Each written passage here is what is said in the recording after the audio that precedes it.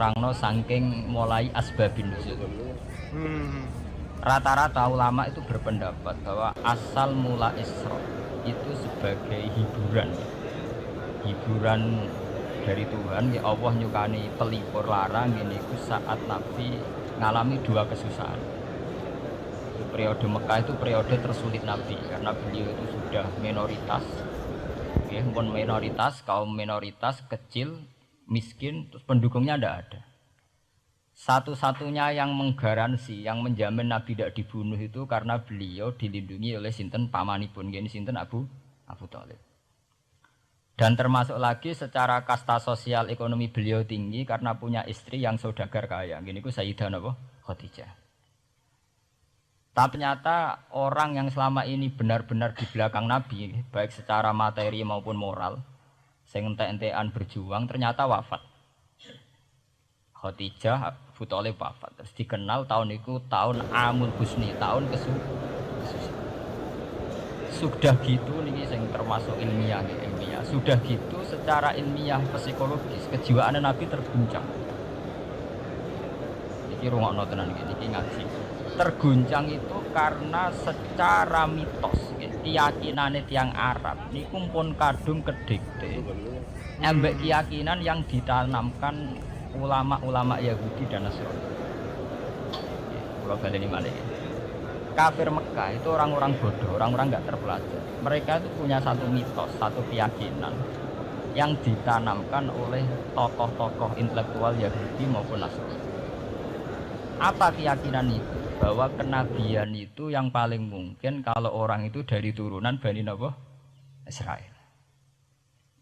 Orang mungkin Nabi kok ora turunane wong Yahudi utawa wong Nasrani.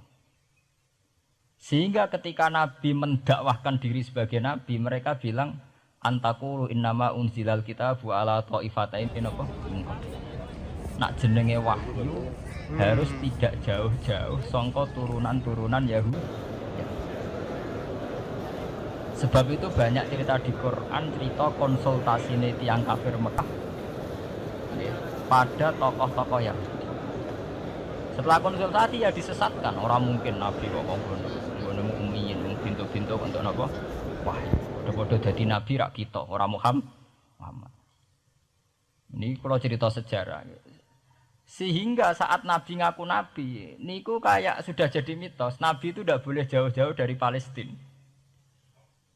Karena Nabi Ibrahim orang Palestina, Nabi Isa orang Palestina, Yahya Zakaria juga orang Palestina. Nabi Musa juga orang Palestina. Semuanya itu tidak jauh-jauh dari komunitas Baitul Aqsa. Ini ku masjid Baitul Maqdis atau Baitul Muqaddas. Lah itu wong kafir pinter. Saking kepengen nyudutno Nabi Muhammad itu sampai Nabi mesti ning Palestina. Ya mesti roh cerita-ceritane Nabi ning Palestina. Tapi apa tahu roh Palestina? Wakoke detail-detail. Nek kowe pancen roh iku pintu masjid ning Palestina Baitul Aqsa jumlahe piro? Madhepe ning ndi wae. Jadi bahwa Nabi ngeklaim diri sebagai Nabi yang bisa membaca malakutas samawati, baca alam-alam gaib. Niku dites nek iso tenan saiki aku takok jumlahe pintu Baitul Maqdis piro. Ini peringatan kangge santri-santri bahwa semua Nabi itu di luar dites fisik. Artinya zaman Nabi sholat di masjid kayak teletong unta terus disiksa Abu Jahal itu hanya ujian-ujian fisik. Tapi di luar itu sebetulnya Nabi juga mengalami ujian-ujian intelektual. Ya kayak cerita-cerita di hadis Sahih, Nabi itu sering didatangi orang Yahudi ditanya, "Mat, saya punya 5 pertanyaan. Yang tahu itu hanya Nabi. Kalau kamu bisa jawab ya Nabi, kalau enggak ya tidak Nabi." Termasuk takokane, apa pertama yang dimakan ahli jannah saat masuk surga? Takokane aneh-aneh. Terus kenapa anak itu kok kadang mirip bapaknya, mirip ibunya? Soal takok aneh-aneh. Dan itu berlanjut terus sampai Nabi di periode mati. Nah sebab itu Nabi itu secara intelektual itu diasah Tuhan lewat proses Isra, di mana Nabi saat itu secara fasih bisa menjawab jumlah pintu Masjid Aqsa sekian. Perilaku Nabi Musa begini, wajahnya Nabi Musa begini, wajahnya Nabi Ibrahim begini. Sampai di hadis-hadis Sahih Nabi bisa menjelaskan detail. Nabi Musa itu rambutnya kayak ini, wajahnya kayak ini, ada mutiwal. Itu detail sekali Nabi. Sebab itu di sini diterangkan oleh Imam Suyuti, peristiwa Isra adalah peristiwa di mana Nabi berjumpa para sinten Nabi. Itu asal usulnya kenapa? Karena sudah kayak menjadi mitos, Nabi itu tidak boleh jauh-jauh dari tradisi Yahudi, tradisi Palestina. Paham? Ben sampean roh asal usulnya. Tapi kemudian asal usul itu sebetulnya hanya sementara, hanya permainan politik. Sampean ben roh sejarah, permainan politik, manipulasi politik. Sebetulnya Nabi itu ya tidak jauh-jauh dari beliau adalah keturunan Israel. Yo, Israel itu bukan menunjuk sebuah negara loh, sampean pun salah paham. Israel dalam bahasa Quran itu menunjuk auladi Yakub. Israel menjadi negara kan baru kemarin setelah diberi kemerdekaan Inggris, paham ya? Israel sebagai negara kan baru apa? Kemarin. Sehingga istilah Israel di Quran maupun di hadis adalah menunjuk auladi Yakub. So intinya di antara anak Nabi Yakub ono jenenge Yahuda. Yahuda di turunan-turunan itu Bani Yahuda niku diarani Bani napa? Israel. Ternyata setelah dirunut Nabi Muhammad itu tidak beda jauh dengan keluarga Israel. Karena Nabi adalah turunannya Nabi sinten Ibrahim. Oke. Nabi Ibrahim niku gada putra kalih sing gada turunan Ishak kalian Ismail.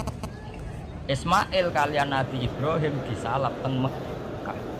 Ini ku sing disebut Quran inni askantu min dzurriyyati biwatin ghairi dzi sar'in inda baitikal. Terus saking Nabi Ismail nurun-nurun ngantos Sayyid Adnan. Mulane nak teng berjanji disebut wa adnanu bila raibin intadzabil ulumin nasabiyya ila dzabihi Ismail nisbatuhu wa muntama. Secara teori ilmu nasab Sayyid Adnan jelas-jelas wa adnanu bila raibin intadzabil ulumin nasabiyya ila dzabihi Ismail nisbatuhu wa muntama. Tapi yang menjadi masalah, yaitu tadi saya sudah bilang, seakan-akan Nabi Muhammad itu orang yang benar-benar berbeda dari dinasti itu, dari keturunan itu. Karena orang Yahudi, orang kafir Mekah di kepentingan menggagalkan kenabian Muhammad, sehingga dilecehno Muhammad bin Abi Kabsah. Oh Muhammad yang cilik di rumah tukangan pedes. Kowe nak seneng kiai kan. Inna akramakum indawi atqakum. Cek Ben Karlan, cek Karmin pokoknya takwa ya kiai. Ya, itu enak lagi gedeng kiai iku kan. Anake Karlan kok kakean tingkah. Jadi saya wong Mekah ya ngoten niku. Nak muni Muhammad bin Abdullah bin Abdul Muthalib cek terhormat. Mereka adalah orang-orang bangsawan di seputar Quraisy. Nabi itu kastane Quraisy. Jadi kalau Muhammad bin Abdullah bin Abdul Muthalib cek ketok terhormat. Wong kafir pinter nang istilahna ora Muhammad bin Abdullah. Muhammad bin Abi Kabsah, kecilikan Nabi tahu di rumah, cara kene ya Karlan yang penjuru desa. Mulane Nabi tahu angon wedhus, mergo tahu de bapak angkat sing tukang napa? Wedhus. Lah wong Mekah pinter, dididik wong Yahudi. Kena istilahnya aja Muhammad bin Abdullah bin Abdul Muthalib, iku cek kekerenan, terlalu napa? Keren. Jadi Muhammad bin Ibnu Abi Kabsah. Di wong nak seneng Pak Harto kan Soeharto jenderal besar. Nek sing gedeng wong kemusuk kan terus repot ya. Oh, terus nyebut desa asli ini asal nak seneng bupati ya jadi bupati. Orang nomor 1 di Bojonegoro nak gedeng golekno asal usule. Sing ngoten mun sunatullah mulai riyen sampai kiamat ya. Sunatullah lihat ikut salat napa? Mengko. Walanta jadi sunnatillah napa? Ya akan begitu. Nah sehingga peristiwa Isra itu satu peristiwa rohani ya. Selain peristiwa rohani nanti akan diwajibkan sholat, juga ada peristiwa intelektual, ada pengajaran intelektual bahwa semua nabi itu harus punya tradisi yang sama, punya karakter yang sama. Jika nabi dalam proses Isra itu dipertemukan dengan Nabi Ibrahim, Nabi Musa, nabi-nabi yang lain. Dan diskusi di situ juga ada diskusi-diskusi. Paham ya? Niki penting ya, penting kalau terangaken karena kalau tanpa tradisi yang berkelanjutan ya, sing disebut tenggene thariqah jenenge as-sanad al-mu'tabar, sanad sing mu'tabar utawi nak tenggene pondok-pondok kitab disebut sanad sing muttasil. Ini nanti semua tradisi kenabian akan melenceng. Kalau melenceng itu ngeri. Karena setiap orang itu mesti ada subjektivitas sendiri, punya versinya sendiri. Sehingga semua nabi harus model istilah politik itu punya platform yang sama, punya karakter yang sama, punya model yang apa? Sama. Nah, sebab itu secara intelektual Nabi Muhammad itu dikenalkan oleh karakter para nabi-nabi itu. Detek satu Quran 30 juz. Andai kan sampai hafal Quran. Sampai menurut sejarahnya coba. Kita ini kan kadung dibentuk. Artinya kita ini ya alhamdulillah sudah kadung kebentuk, tahu sejarah para nabi. Tapi asal usulnya kita tahu lewat kitab yang namanya Al-Qur'an. Supaya apa? Nabi Muhammad itu dibimbing bahwa Quran atau ajaran beliau benar-benar musaddiqal lima baina yadayhi, benar-benar selaras dengan ajaran sebelumnya.